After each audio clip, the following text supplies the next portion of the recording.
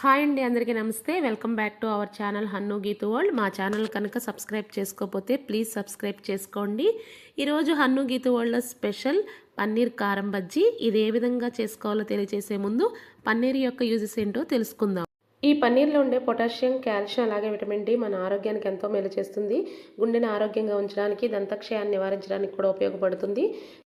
కాబట్టి దీన్ని రోజువారీ డైట్లో ఏదో రకంగా తీసుకుంటే ఆరోగ్యానికి చాలా మంచిది. ఇప్పుడు నేను పన్నీర్ కారం బజ్జీని ఏ విధంగా తయారు చేయాలో చూపిస్తాను. అది కూడా క్రిస్పీగా టేస్ట్గా ఎలా చేయాలో చూద్దాం. ముందుగా 150 గ్రామ్స్ పన్నీర్ని తీసుకొని దాన్ని వేలంత పొడవులో సన్నని పీస్ లాగా కట్ చేసుకోవాలి. ఈ విధంగా పొడవుగా కట్ చేసుకోవాలి. మరీ లావుగా మరీ సన్నగా కాకుండా మీడియంగా కట్ చేసుకోండి. మరీ సన్నగా అయితే పన్నీర్ డెలికేట్గా ఉండి విరిగిపోతుంది.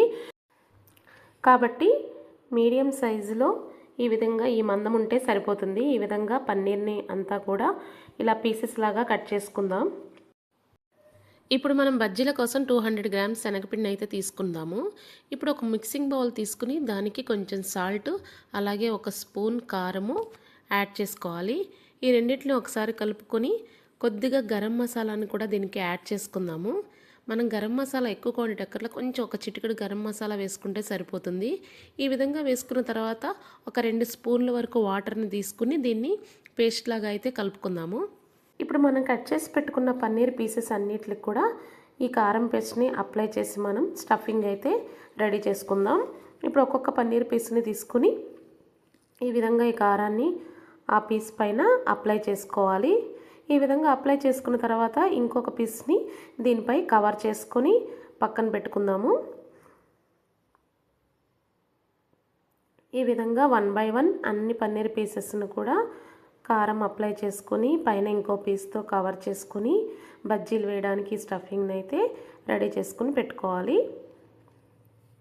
ఇలా మనం కారం, ఉప్పు, గరం మసాలా కొంచెం అప్లై చేసుకోవడం వల్ల లోపల పన్నీర్ చప్పగా లేకుండా ఉంటుంది.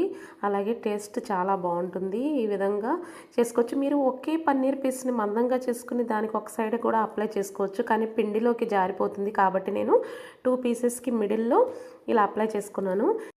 ఇప్పుడు మనం బజ్జీల్ని డీప్ ఫ్రై చేసుకోవడానికి ఒక కళాయిని అయితే తీసుకొని స్టవ్ ఆన్ చేసుకొని సరిపడా ఆయిల్ని అయితే పోసుకోవాలి. ఈ ఆయిల్ వేడెక్కేలోపు మనం శనగపిండి బ్యాటర్ని అయితే రెడీ చేసుకుందాము. ముందుగా తీసుకున్న శనగపిండి ఉండలు లేకుండా చేత్తో ఒకసారి కలుపుకుందాము. దీనికి క్రిస్పీనెస్ కోసం 1/2 టేబుల్ స్పూన్ బియ్యం పిండి యాడ్ చేసుకోవాలి. అలాగే రుచికి సరిపడా ఉప్పు యాడ్ చేసుకుందాం. ఇప్పుడు చిటికెడు పసుపు, 1/2 టీ స్పూన్ కారము,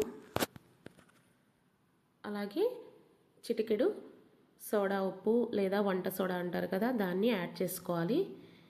అలాగే ఫైనల్గా కొద్దిగా వామును కూడా దీన్ని యాడ్ చేసుకోవడం వల్ల మనకి స్టమక్ పెయిన్ అది రాకుండా ఈజీగా డైజెషన్ అవ్వడానికి ఉపయోగపడుతుంది.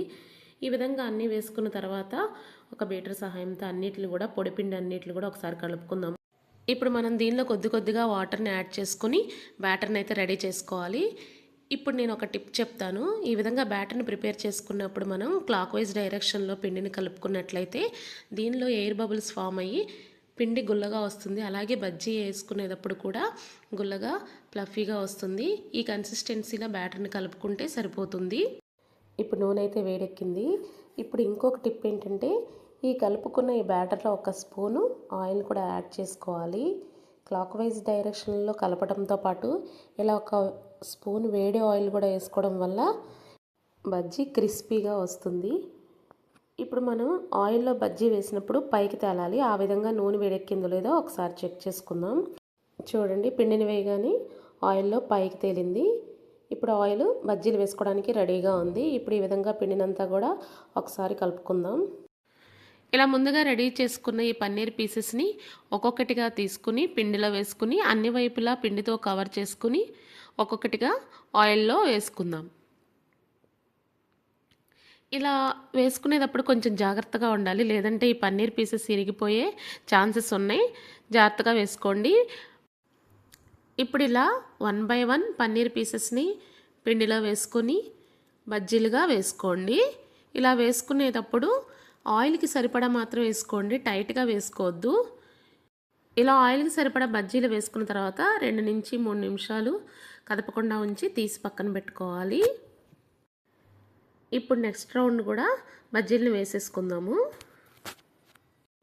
ఇలా రెండో రౌండ్ బజ్జీలు వేసుకున్న తర్వాత ముందు మనం వేసుకున్న బజ్జీలను కూడా దీనికి యాడ్ చేసుకొని మీడియం ఫ్లేమ్లో బ్రౌన్ కలర్ వచ్చే వరకు వేయించుకోవాలి. హై ఫ్లేమ్లో పెట్టుకుంటే పైన వేగుతుంది, లోపల వేగదు. చూడండి బజ్జీలు ఎంత మంచి కలర్ వచ్చాయో, లోపల వరకు కూడా ఈవెన్గా కుక్ అవుతాయి. ఆ రెడ్ కలర్లో కనిపించేది పన్నీర్ బయటకు వచ్చి రెడ్ కలర్లో వేగింది. ఇప్పుడు చాలా క్రిస్పీగా అయితే బజ్జీలు రెడీ అయిపోయాయి. ఈ విధంగా మీరు అన్ని బజ్జీలను ఒకదాని తర్వాత ఒకటి వేసుకుని మొత్తం అన్నీ కూడా ప్రిపేర్ చేసుకోవచ్చు. ఈ పన్నీర్ కారం బజ్జీ చాలా టేస్ట్గా ఉంటుంది. మీరు కూడా ఒకసారి తప్పకుండా ట్రై చేయండి. మీకు ఎలా కుదిరిందో మా కామెంట్లో తెలియచేయండి. సబ్స్క్రైబ్ చేయడం మాత్రం మర్చిపోవద్దు. Thank you for watching. Bye bye.